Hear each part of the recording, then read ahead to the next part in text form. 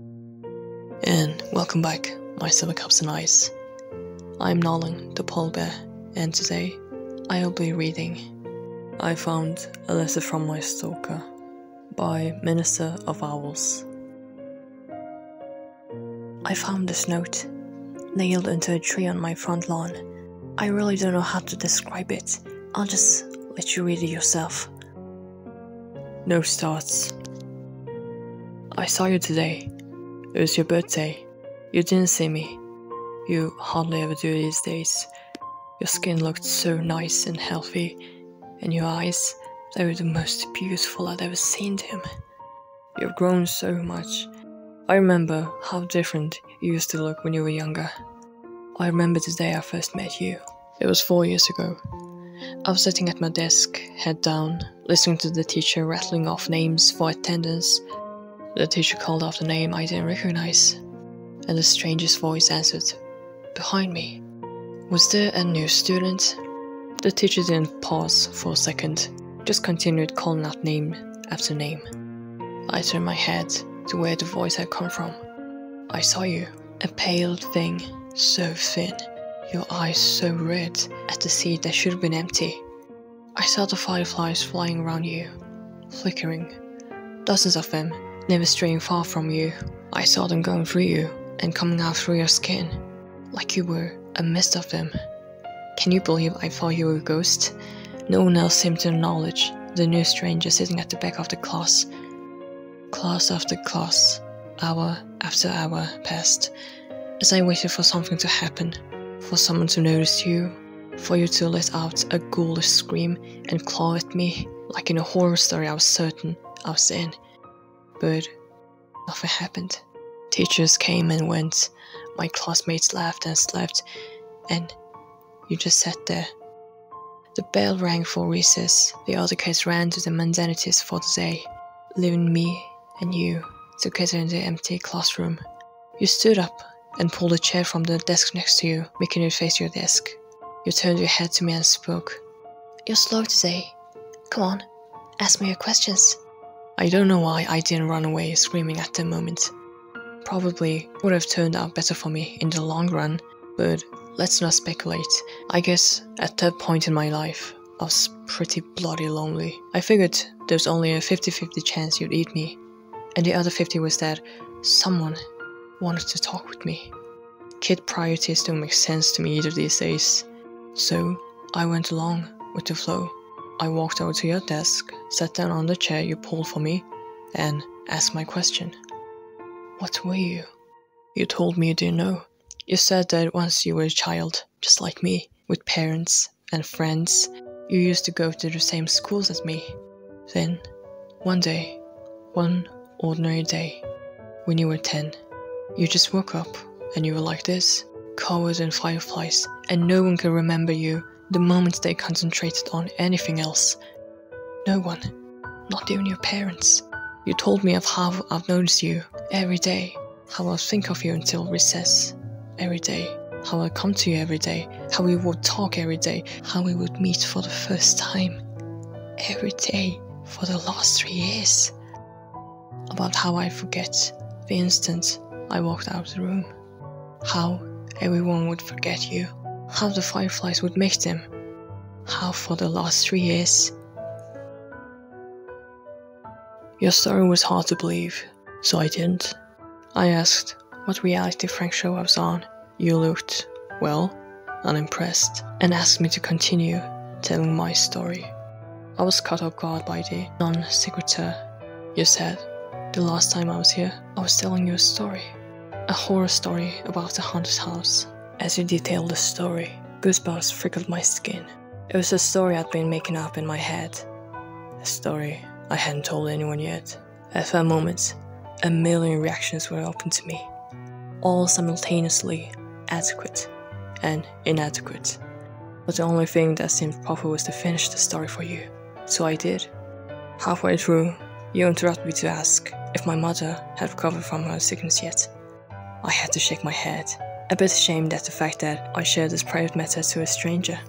The story ended a few minutes before recess. My next class was in another room. You told me to go. Your steadiness took me back.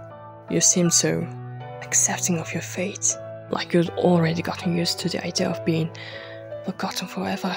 I was a kid back then.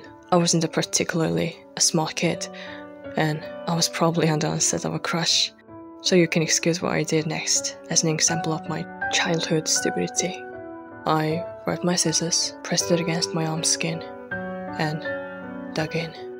As it drew blood, I pushed it forwards till the cut formed the shape I wanted. Letter by letter, I carved your name onto my arm. Just so you know, I don't regret that. Don't get me wrong, kid power might have made me do it, but it sure as hell didn't make the pain go away. It was one of the most painful experiences of my life. But even then as a kid, I thought what was happening to you was unfair. I remember how your eyes looked when you saw that. The confusion, how strange it was for you that anyone would want to remember. I remember that look so clearly. When I woke up the next day and I saw your name on my arm, I remembered you. I didn't forget. That day, for the first time, we had a conversation that wasn't so one-sided. You said no one had ever done anything like that before, and suggested I might have a mental illness. I won't deny it that you're a little blood. As we talked, a creeping thought came into my head. Did you prefer it when I didn't remember? That night, I was sitting up on my bed, staring at your name on my arm, wondering if I should cover it up so I couldn't see it, and give you back your privacy, when I heard a crash. I looked up to see my bedroom window shattered and a dirty rock on my floor. I looked out the cracked window to see a dark figure on my lawn. You were outside yelling about how we should hang out. It took me a while to get used to how bad you were at talking to people. Years without practice made you quite a bit rusty. That's alright. We had a lot of time. For the next 2 years, we spent most of our free times together. Most of the time, we talked. You would tell me an aspect of your life and how you lived. You still stayed in your old house. Your parents never noticed the food that had gone missing, never noticed the extra room, or that you had stolen the extra keys. One night, I confided in your dad. I was beginning to think you were part of my imagination, Fight Club style. After all, what could you do to me that I couldn't do to myself? You spent the next month or so trying to leave bite marks on my ear or neck to prove a point. I still have a few scars on my ear, so I guess you did. Looking back, I could see the warning signs even then. Your skin seemed to get worse and worse, paler and paler, and you dropped your eyes raw. It was in winter. We had our wake-up call. The morning began like any other. I woke up, brushed my teeth, and started searching for clothes to wear. It was a winter morning, and my room is dark, so I didn't see your name on my arm. The cold sent shivers through my body, and pulled out a long-sleeved jacket. A small bell rang in my head. Don't you usually roll your sleeves up? Yeah. And why did I? That was annoying. I finished eating up and headed to school. On the school bus, I felt oddly content, like something I've been worrying about had just disappeared. I walked out the school stairs, down the hall from my classroom door, and sat down at my desk. The same feeling of burden, forgotten, haunted my mind. What was I forgetting? When the recess came, I just sat at my desk while my classmates ran out. It felt like a ritual, but I didn't know what for. I was contemplating, just walking out to join them, when I heard it. It was something small in the wind, like a whisper. But it came over and over, insistent. It sounded like my name. I knew it was strange, that it was worth my attention, but I felt oddly calm. Everything would be alright. Everything would be fine. Just ignore it. I sat there at my desk, my mind a war zone between two conflicting, contradictory voices, when I felt a force tugging on my sleeve. The moment I noticed this, my jacket sleeve tore open. I saw your name on my arm, and then hand that had ripped my jacket open. You've been yelling at me for over 20 minutes. I think that was the moment we realized how on edge our friendship really was. One accident away from complete erasure. We spent most of the next year in the town library together, trying to find out what the fireflies were. It wasn't really a problem for me because of my mother's treatment. My family couldn't afford to go on any trips, and our house didn't have heating anymore. So I was happy to spend my time with you. Trying to find the information was a puzzle in and of itself. After all, how could I read out people I couldn't remember? How would you find out who was special when no one could even remember enough about them to record them? We found our old family trees and records. Individually, we'd write down the name of everyone in the book on 2 lists, and then we would compare. The names I had remembered to write down, but you had, would become the focus. They were the names who were under the curse of fireflies. We compiled a list of suspicious books we thought could help us, because they were written by, or were about, the people we were searching for. I read the books with the list of names side by side, reading it again for every page of the book. You scour the internet on the library computers on the lookout for articles about the people. Our search will lead us to the first glimpse we got of what was really happening to you. It was late at night when you found the picture. I was a bit drowsy at the time and almost about to nod off when I heard a sharp intake of breath. I turned to see you standing up, pointing at the screen. I didn't see anything. Well, anything noteworthy.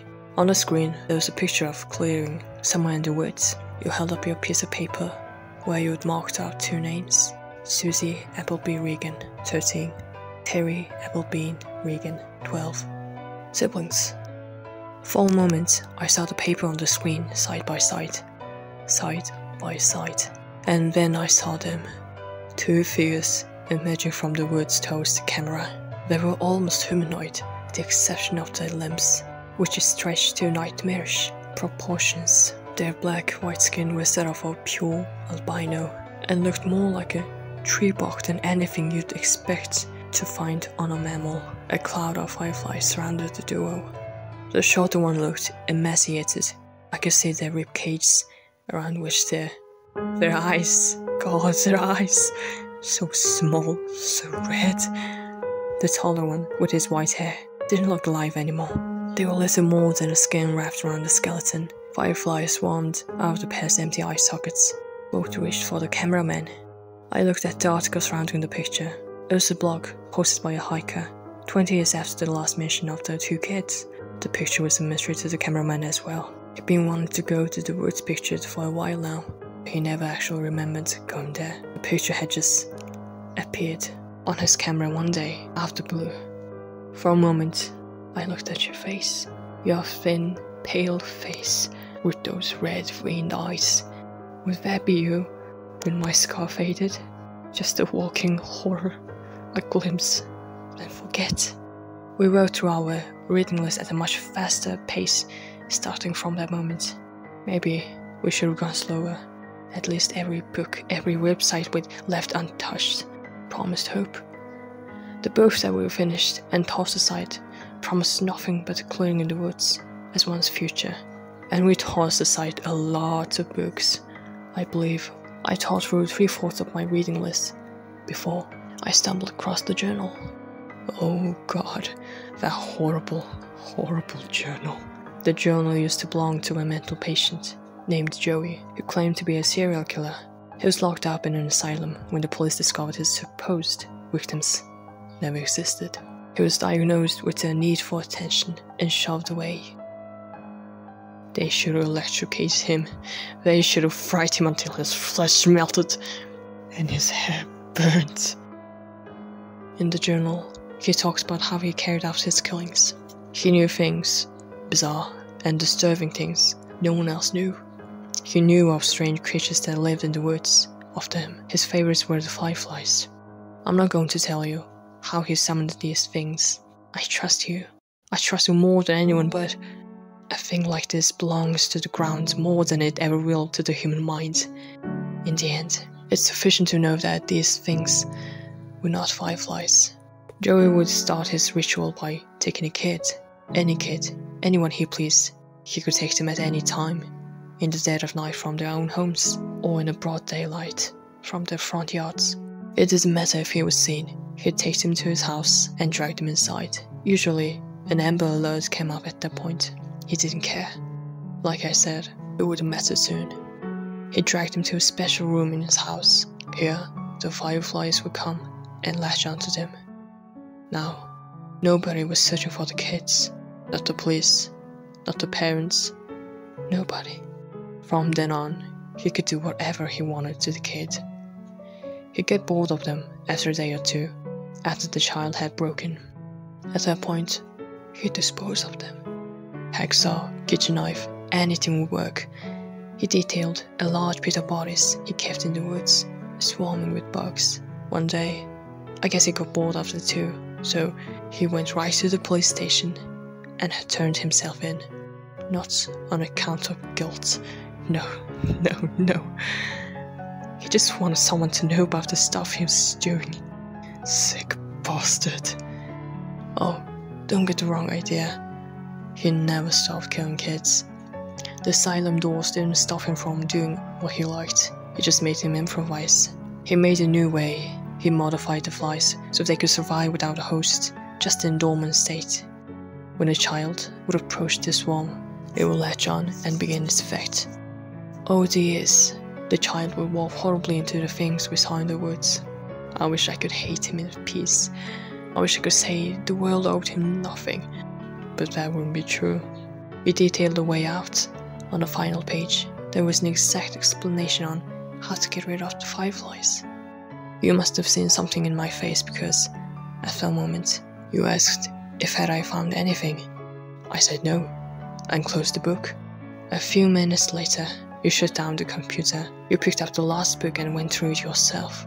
When you reached the end cover, you tossed it aside. I asked what we should do now. You said it was alright. I could go home. We'd talk about it in the morning. I stood up and walked past the shelves of books. I headed for the library entrance, but stopped right outside the door and waited. I waited until I heard the sniffling sounds. I sneaked back to our table, where you were quietly sobbing. You had your head in your hands. I sat back down. As you raised your eyes to me, you said you wished never met me. How happy you were when you had nothing to lose. How I ruined your life. You never really gotten better at talking to people. That was the worst love confession I've ever heard. I remember how we kissed that night. I remember your hands gripping my hair. I remember that kiss. I wish it could have been just a kiss. I'm sorry I ruined that moment. When my arms were around you, I was close enough to steal a firefly without you noticing. I remember holding the firefly in my hand. I remember how I struggled, until it didn't. Until it was a part of me. The fireflies shifted. They came over to me and left you. I remember the familiar look in your eyes. The confusion. I never wanted to see that confusion in your eyes again. You deserve to be loved, and you deserve to know that. I wasn't really leaving anyway. You reached for me. I pulled away. As the last lights of recognition fade from your eyes. And then, you were just staring at a stranger, walking away into a crowd of strangers. That was a year ago. You've gotten so much better since then. You have so many friends now, so many people at your birthday party. You also look so much healthier. I haven't been as fortunate.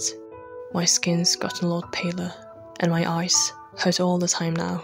I couldn't go to school like you did all those years. I haven't wasted my time though. I found Joe's pit. Bodies. There were so many bodies. There's a grave for those children now. Without me, my mom could afford her surgery. She looked so happy. Just yesterday, I saw her playing with my baby brother. I saw you crying yesterday. You were with your friends, laughing. For a brief moment, your eyes met mine, and then they were so wet. I think I'm going away for good. I think you're not going to be happy if I stick around. I'm so happy I met you, even if you don't remember me. Note end. Sometimes I go through depressive episodes. I feel so lonely, even with my friends. I don't know what's going through my head during these times, and sometimes I'd end up in a bathtub, a knife in my hands, and my wrists bleeding. Until now, I thought I was cutting my wrists. I wasn't. The cuts, they are letters. I've been calling a name onto my arm.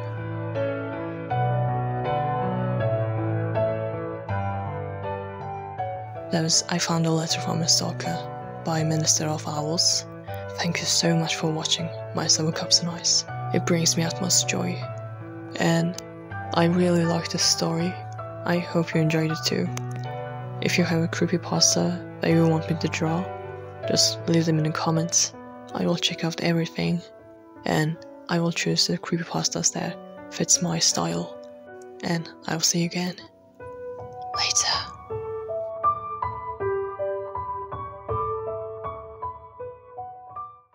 All simultaneously. Simultaneous. All simultaneous.